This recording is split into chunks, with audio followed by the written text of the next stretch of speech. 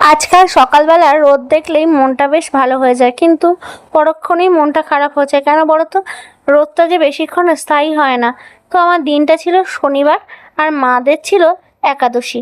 মা আর বাবা দুজনেই বললো যে কাবলি ছোলা করো, মটর দিয়ে মিশিয়ে, ওটা দিয়ে রুটি খেয়ে নেবো, তারপর তোমরা দুপুরবেলা ভাত বসিয়ে দিবে এখানে, আর যা রান্না পারো তাই করবে।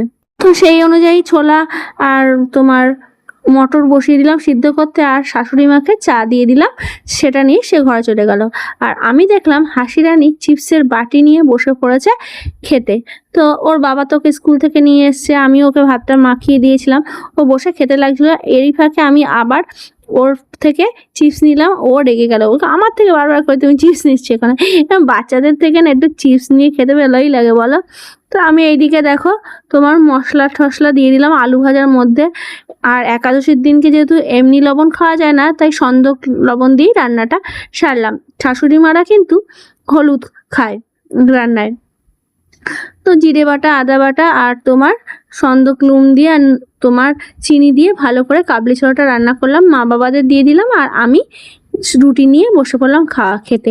স্নানটা আমার হয়েও গেছিলো। তারপর স্নান টান সেরে এসে দুপুরের রান্নাটা বসিয়ে দিলাম। দুপুরের রান্না হিসাবে করেছিলাম তোমার পার্শে মাছ, আলু আর বেগুন দিয়ে ঝোল করেছিলাম, আর তোমার করেছিলাম ওর হাসির বাবা মাছের তেল নিয়েছিল, তো সেটাকে দিয়ে তেল চচ্চড়ি করেছিলাম।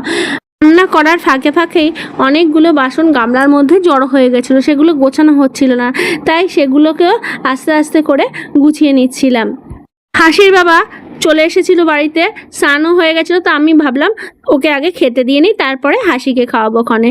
যেই ভাবা সেই কাজ, হাসির বাবাকে বললাম তুমি খেতে বসো, আমি তোমাকে ভাত বেড়ে দিচ্ছি। তো তারপরে ভাতটা বেড়ে ঠেড়ে দিলাম যখন, তারপর মনে পড়লো কড়াইতে তো একটা জিনিস রেখে এসেছি, সেটা তো নামানো হয়নি। কী জিনিস রান্না করেছিলাম বলো তো বন্ধুরা? করেছিলাম ওলের যে ডাঁটি হয় না, ওই ডাঁটিটাই আলু দিয়ে আর রসুন পেঁয়াজ দিয়ে রান্না করেছিলাম। ওটা আমার খেতে খুব ভাল লাগে। এরই ফাঁকে শাশুড়ি মা আমাকে সাবু মাখা একাদশীর দিনকে দুপুরবেলা খেয়েছিল, তো সেটা দিয়ে গেল, আর মিষ্টি দিয়ে গেছিলো। আমি হাসির মুখে দিয়ে বললাম কি রে কেমন লাগছে খেতে? ও তো মুখে দিয়ে মুখটা কেমন করলো, মানে ওর মুখটা ভালো লাগেনি। এই দেখো আমার প্রিয় জিনিস, কি ভালো লাগে না এটা দিয়ে ভাত খেতে, দুর্দান্ত। তারপরে এইসব করতে করতে আমার সন্ধে হয়ে গেল।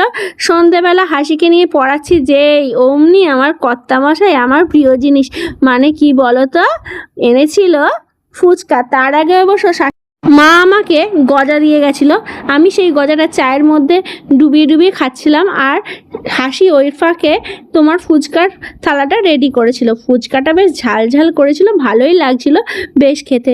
তারপর হাসিকে পরিয়ে রাতের ডিনার করালাম, আর আমি টিভি দেখতে দেখতে আমার ডিনারটা সারলাম, আর ভিডিওটাকে আমি এখানেই শেষ করে দিলাম। তো সকলেই তোমরা ভালো থেকো, সুস্থ থেকো, আর এভাবেই আমাকে ভালোবাসা দিয়ে ভরিয়ে রেখো। আবার দেখা হবে তোমাদের সাথে নেক্সট ভিডিওতে। টাটা বন্ধুরা, গুড বাই।